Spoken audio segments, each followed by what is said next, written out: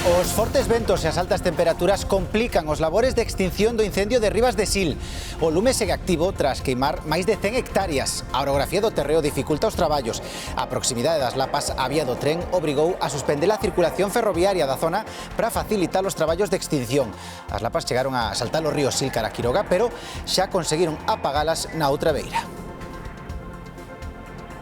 Cruzó el río del río Sil para este lado, para la barca. Esto está todo seco, esto hay que tener un cuidado muy grande.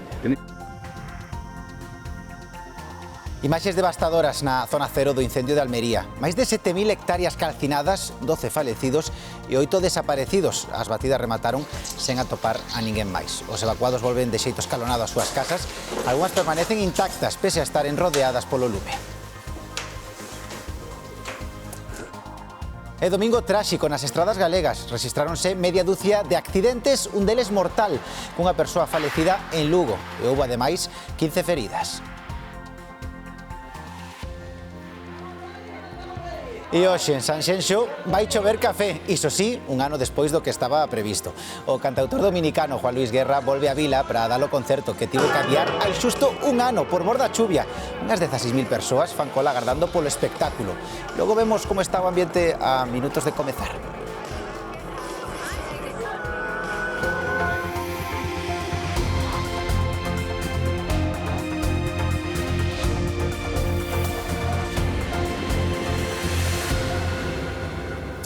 Saúdos, que tal? Boas noites. Comezamos con situación dos incendios en Galicia porque o vento complicou a situación esta tarde no incendio de Rivas de Sil, que xa leva máis de 100 hectáreas calcinadas.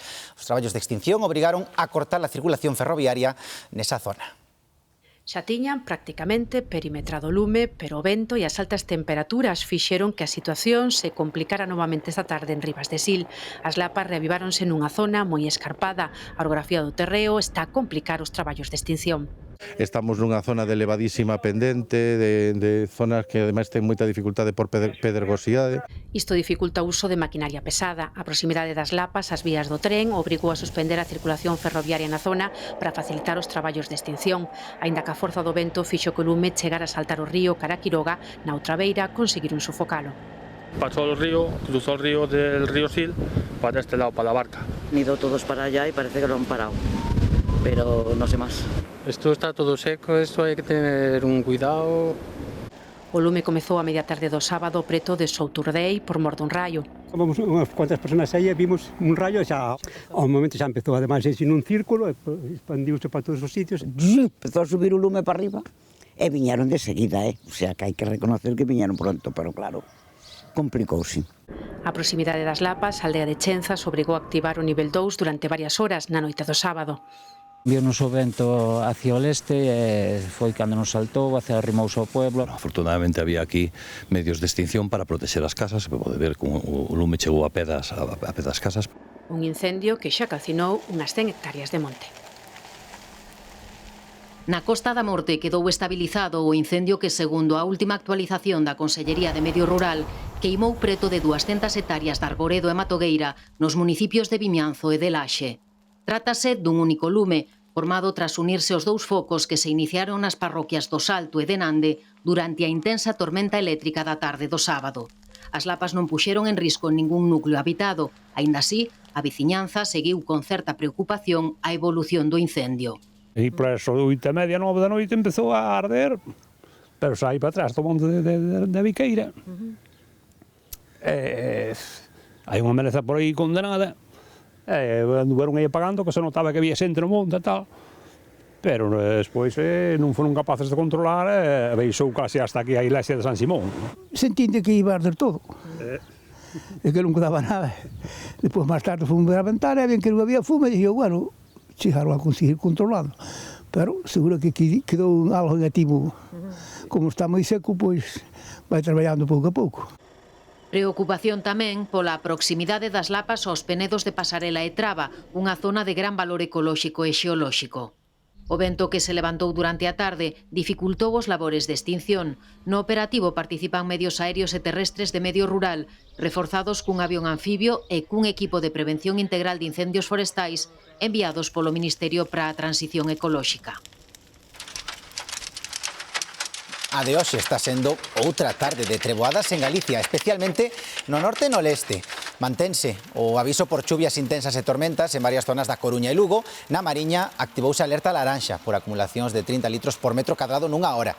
As tormentas foron acompañadas de refachos de vento moi fortes e de pedrazo de gran tamaño. Xa están a ver. Que había tormenta a partir de las 6 de la tarde y la hubo. Pero bueno, es lo que toca. Venimos de Ponferrada y bien. Hemos pasado un día formidable y diferente a estar allí con mucho calor. Por lo menos refrescamos. Sabíamos que teníamos un riesgo de un porcentaje de un 40%. Vinimos a Anas y a arriesgarnos. Nos gusta mucho esta zona.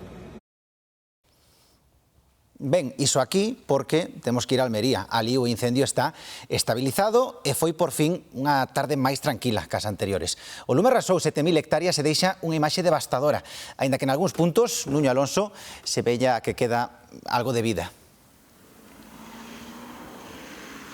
Pois, David, en múltiples dos puntos afectados polas lapas se poden ver estampas como a que teño as miñas costas, de hectáreas completamente calcinadas que rodean na súa totalidade vivendas que non resultaron danadas. Segundo os resultados das últimas batidas, este sería o estado da maioría das casas que se atopan nesa área afectada. Tamén eses traballos de rastrexo non deixaron nin novas vítimas mortais, nin tampouco feridos. Ese son os froitos dos traballos dos efectivos de emerxencia que esta hora continúan traballando sobre o terreo, tamén os medios aéreos para sufocar os posibles focos que continúen activos e tamén tratar de refriar novos puntos quentes.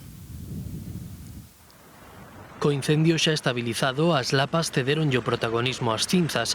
Esta é unha mostra das 7.000 hectáreas que quedaron calcinadas nun perímetro de 40 kilómetros. O operativo centrouse en evitar que o lume se achegase ás casas, pero na zona cero de Los Gallardos non foi posible. O fogo levou por diante coches e algunha construción. Está previsto que as autoridades dean o lume por controlado en pouco tempo. Es el principio del fin, por así decirlo, de este terrorífico incendio que ha batido récord en cuanto a velocidad. Ahora toca seguir refrescando las zonas y seguir pendiente. A ministra de Defensa garantiu a permanencia da UME mentre sexa necesario. Tanto ela como o presidente da Junta salientaron a coordinación entre administracións. La cooperación, la colaboración, la coordinación es sin duda alguna es el instrumento más poderoso que tenemos. La mejor manifestación para poder ser eficaces, para poder ser solidarios, para responder a lo que la gente nos pide es la unidad, es trabajar todos conjuntamente. Os 5 feridos hospitalizados permanecen estables dentro da gravidade e confíase en que o balance de 12 vítimas mortais, aínda pendentes de identificar, non aumente. As batidas de busca déronse por finalizadas. Hai 8 denuncias por desaparición, pero son unha vintena as persoas non localizadas, entre elas unha cidadá francesa, 3 nacionais belgas e habería tamén varios británicos. En canto á investigación, mantense a hipótese inicial da caída dun cable de alta tensión.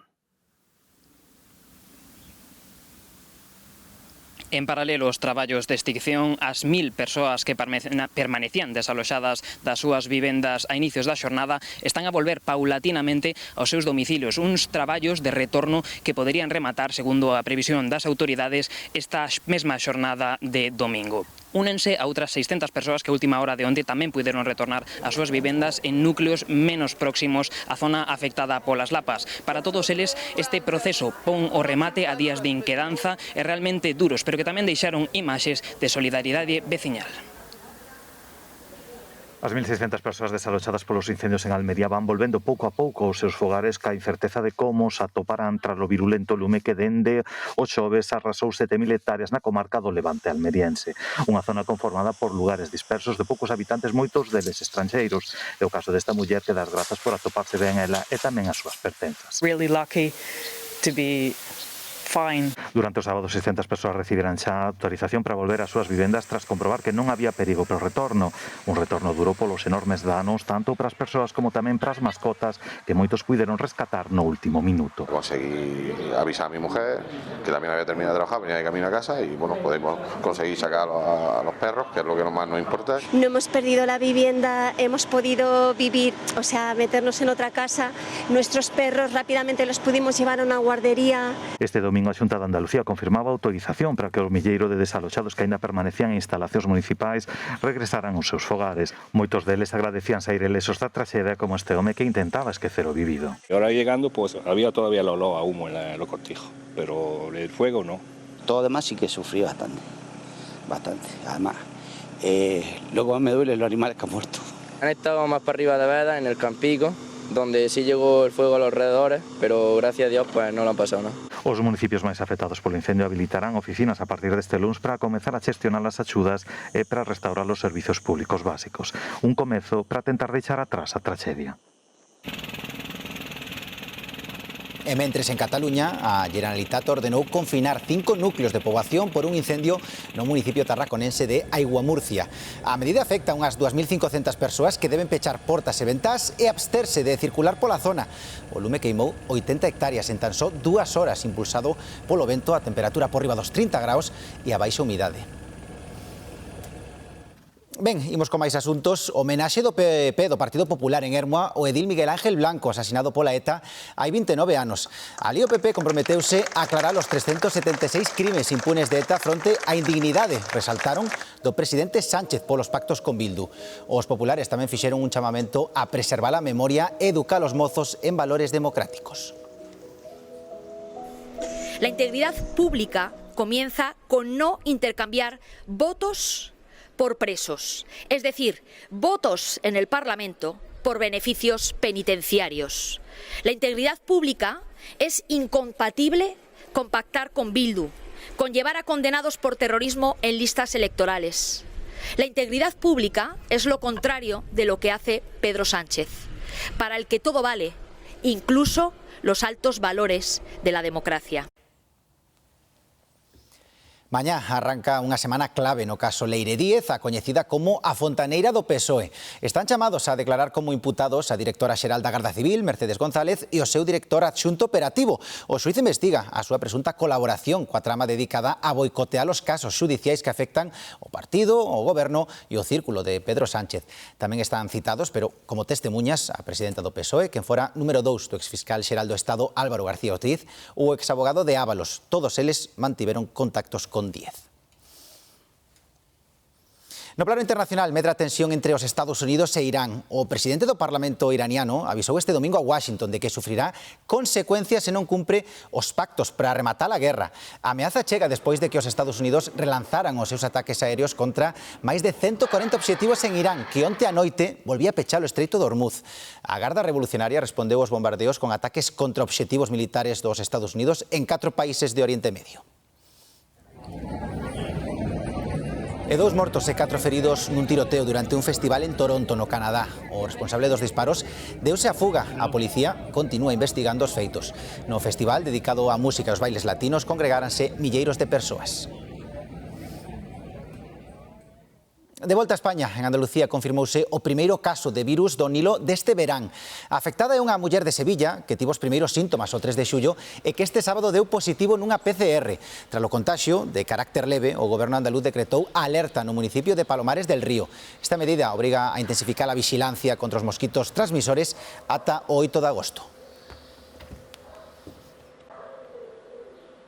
Y después pues trasladar evidentemente a la ciudadanía toda la información y las medidas de prevención que se tienen que tomar de cara a estas 4 semanas, que son las que también establece la Junta de Andalucía, que por haber tenido el positivo y ponernos en alerta, en zona de alerta, tenemos que establecer.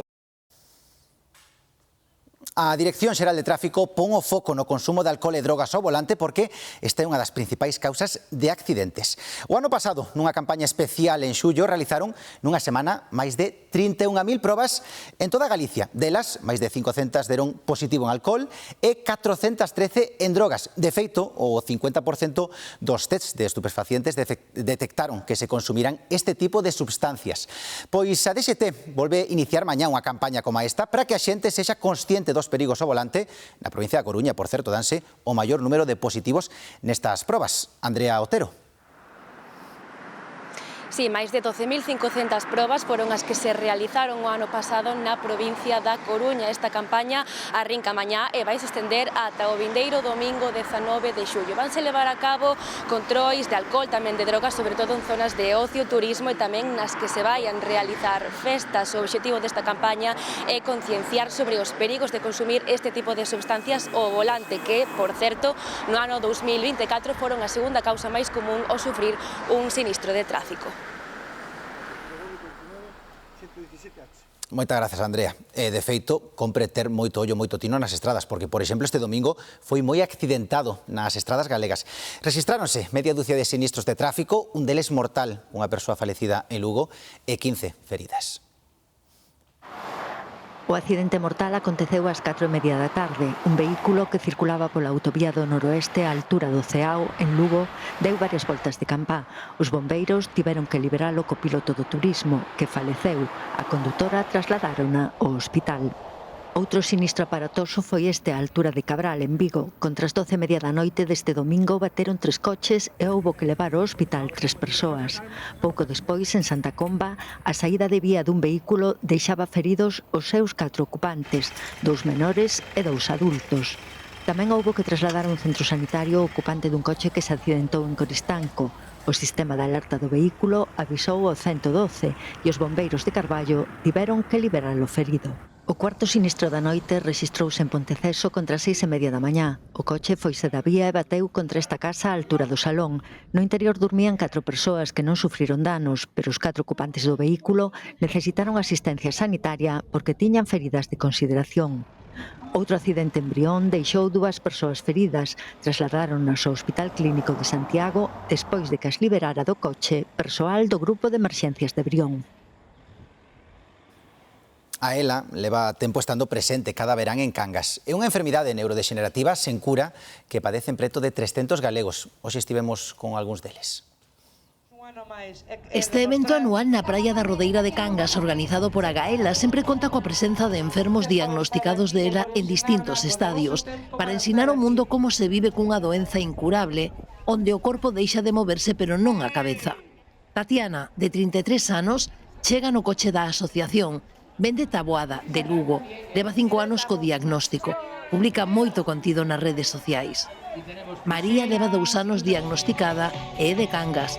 As dúas, Tatiana e María, apelan a necesidade de axudas públicas e a investigación da ciencia que un día poida curar ou frear o avance da ELA. Sueño con ello constantemente. Me encantaría que algún día llegue esa esperada noticia, por lo menos para evitar la evolución de la enfermedad. É unha enfermedade para ricos. Ou para escudriñarte hasta non poder máis. Porque é moi cara. E a sociedade non entende que o direito a vivir non debería de ser tan caro. Sabes? O direito a ter unha vida digna non debería ser tan caro nin tan problemático. Es angustioso el verte poco a poco que te vas minando y que la ciencia no avanza. Lo que necesitamos es que haya más investigación y que intenten buscar una solución, ¿no? Dicen que uno no se puede rendir. Y yo, vamos, estoy en eso, lo de prohibido rendirse siempre. Seguimos tener la lucha, tenemos que seguir consiguiendo productos de apoyo, tenemos que seguir acompañándonos, sobre todo acompañándonos. Desde a asociación tratamos de dar todo tipo de axuda, non solo de asesoramiento, sino de acompañamiento. En Galicia hai case 300 persoas diagnosticadas da enfermidade mortal e neurodexenerativa da ELA, a esclerose lateral amiotrófica. Hai lista de espera para ter piscina. Se están pensando en ter unha, hai que agardar ata final de ano. As empresas que as instalan non dan feito e iso que os prezos tamén subiron. Caprechou necesidade de dispor dunha piscina en propiedade foi de sempre unha aspiración para aqueles que dispoñían de espazo na leira, pero é que dende o confinamento as empresas que se dedican á construción destas estructuras experimentaron un aumento da demanda que se mantén na actualidade. Es verdad que sí que está aumentando desde la época COVID, sí que hubo un ligero aumento cada vez más y bueno, la verdad es que estamos desbordados. Esa demanda estáse traducindo en demoras de varios meses. De feito, as empresas dedicadas a estas estruturas teñen unha lista de espera dun ano para outro. Unha demanda que tamén cambiou con respecto hai uns anos. Desde la época de COVID se nos solicitaba mucho gente mayor que quería reunir a las familias y a los nietos, y a día de hoy ya cualquiera es un perfil apto para nosotros, sobre todo cuando se monta una casa nueva ya va de la mano de la piscina, pero sí que es verdad que nosotros el tipo de piscina que hacemos pues es un perfil quizás medio alto. Malia a cercanía do litoral, son moitos os que apostan por unha piscina na súa propiedade, especialmente na Galicia interior e últimamente tamén nas cidades. E tamén estás a notar unha preocupación ambiental relacionada co consumo e a calidade da auga dos vasos. Hay que buscar siempre ofrecer el mejor producto, una calidad de filtración y sobre todo un asesoramiento desde nuestras instalaciones donde cuidemos el agua todo el año, ya que es un punto muy importante donde nos bañamos nosotros, se bañan nuestras familias y hay que cuidarlo para no tener que estar tirando esa agua constantemente. A demanda tamén soben os prezos, un 25% máis con respecto a antes da COVID. Dende 16.000 euros pódese desfrutar dunha piscina propia e dunha fantasía feita realidade. Pois pensando en darnos un chapuzón na piscina con estas altas temperaturas, pero é que xa é posible mercar, lotaría do Nadal. Os decimos xa están á venda, e malia que aínda faltan máis de 5 meses pro sorteo extraordinario, teñen a súa demanda. Manteñen o prezo de 20 euros e o que aumenta este ano son o número de series e os millóns en premios. Ascenden a 2.870 millóns de euros. É o sorteo por excelencia. Empezamos fai unha semana e a afluencia é notable. Solemos comprar donde viajamos. Ahora en verano que vamos a Levante solemos comprar por allá, y si en la autovía siempre compramos algún décimo. Xa sei que sale cedo por o ano pasado, pero éme totalmente indiferente. Pero bueno, está ben para xente que vende viaxe e quere coller lotería en algún punto. Igual aquí en Lugo la compramos más tarde, pero cuando nos movemos por ahí, como igual ya no volvemos hasta el año, pues aprovechamos. Máis de 300 cabalos de pura raza española estiveron esta fin de semana en Silleda. Equina é un punto de encontro pros amantes deste animal, atendan. Case 300 cabalos de pura raza española participaron no concurso ecuestre celebrado esta fin de semana en Silleda. Exemplares de 150 ganderías dunha decena de países como México, Nicaragua e Costa Rica competiron en varias disciplinas. Tamén unha importante representación galega. Debutamos aquí unha potra de 2 anos dunha yegua de Bélgica, yegua da Qualia España. A súa primeira salida en pista, 2 aniños, moi xovenciña, medalla de bronce, campeona de movimientos, moi contentos. Truxemos un semental que temos ahora mesmo destinado solo a cubrir con él, pero como era ao lado da casa do concurso, pues nos facía ilusión sacalo, quedou tamén medalla de bronce. Ahora mesmo acabamos de terminar de concursar con un potro nacido na casa do noso Ferro, fillo do cabalo que nos quedou medalla de bronce, que acaba de quedar medalla de plata. O prato forte é o concurso morfolóxico que valora a xenética e a funcionalidade dos cabalos e é puntuable para o campeonato internacional que se celebra en outono en Sevilla. O obxectivo puntuar o cabalo é ser campeón do concurso, pero evidentemente o obxectivo final sempre é que a ganadería sea representada por un negocio de venta de exemplares e cría de exemplares. Ganadeiros moitos delos son por afición, pero evidentemente o obxectivo é poder vender os exemplares. Unha ganadería é negocio, ao fin e ao cabo, non é simplemente afición, que tamén hai moita afición, porque este negocio sin afición non funciona. Esta 12ª edición de Equina incluiu o Campeonato Galego de Enganches, sesións informativas, unha proba de equitación de traballo e, por primeira vez, un concurso nacional de doma clásica. En Ortigueira remata hoxe unha nova edición do Festival do Mundo Celta, un evento declarado de interese turístico internacional que reúne grupos de todo o mundo e fai gozar a milleiros de persoas.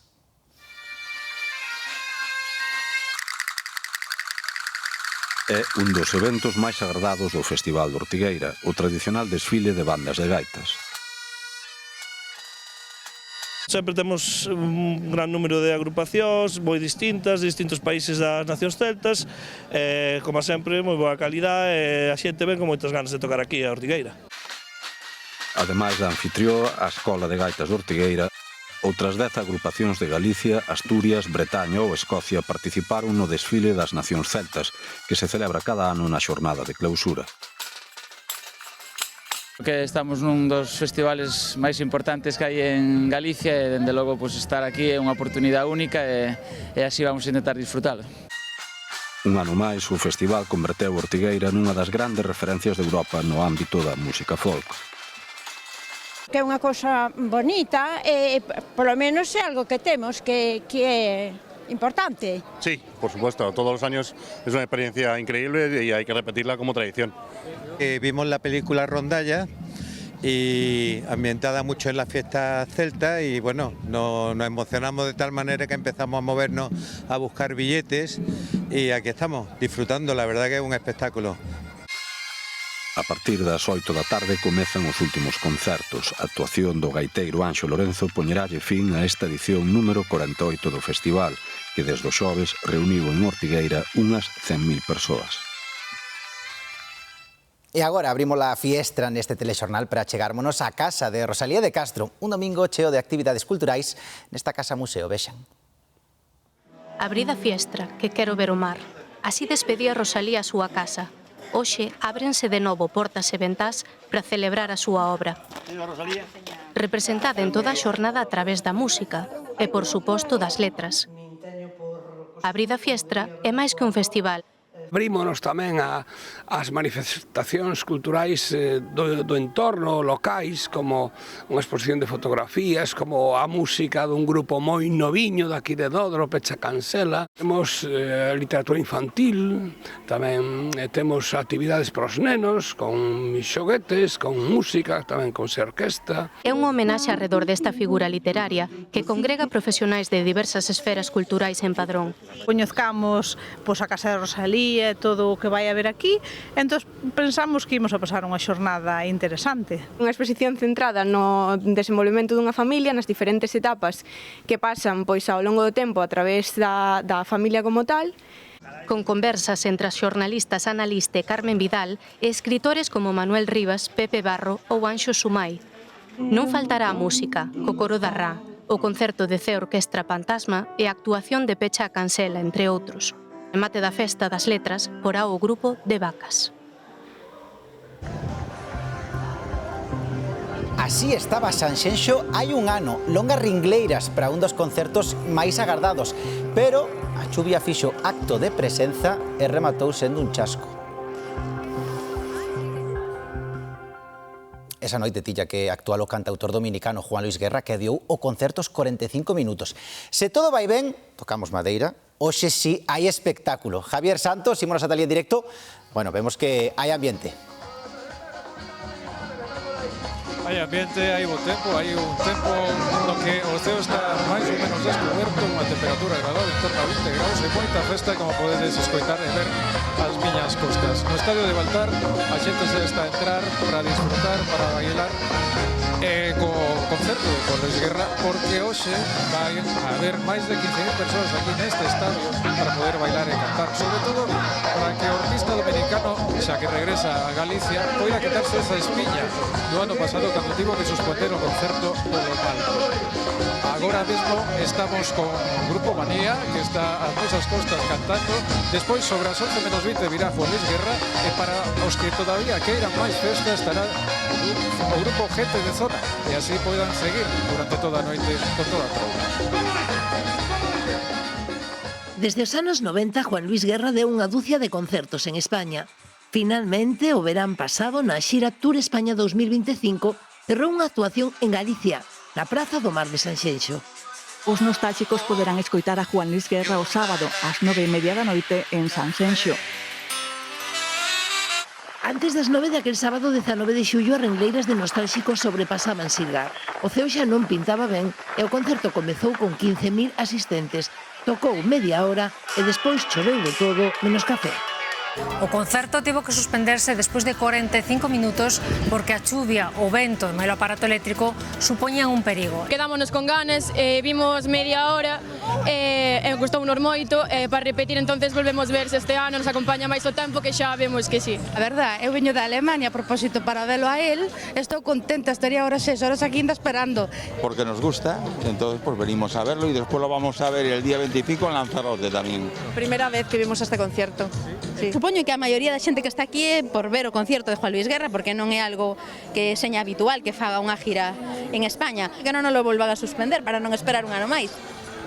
Imposible. Ceo azul e 19 graus este domingo en Portonovo. Finalmente, todo está listo para que o xigante tropical da bachata e do merengue actúe ante 16.000 persoas dentro da súa xira 440 Tour España.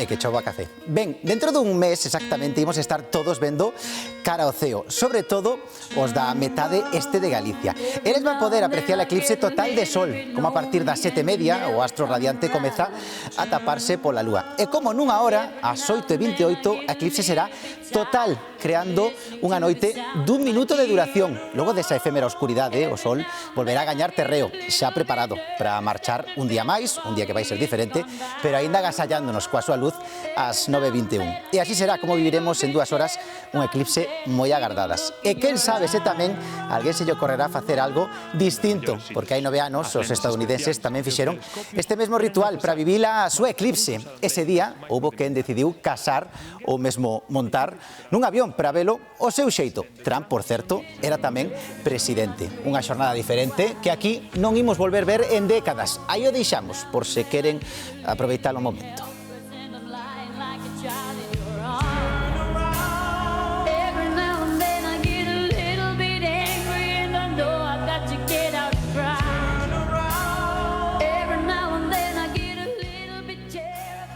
Queda ainda un mes, pero para que vayan pensando se queren facer algo diferente. Moitísimas grazas por acompañárenos, por estar este domingo connosco, que teñan unha feliz volta á rutina. E agora o que chegan son os deportes, porque en 2 días España vai pelexar por estar na final do Mundial. Irene.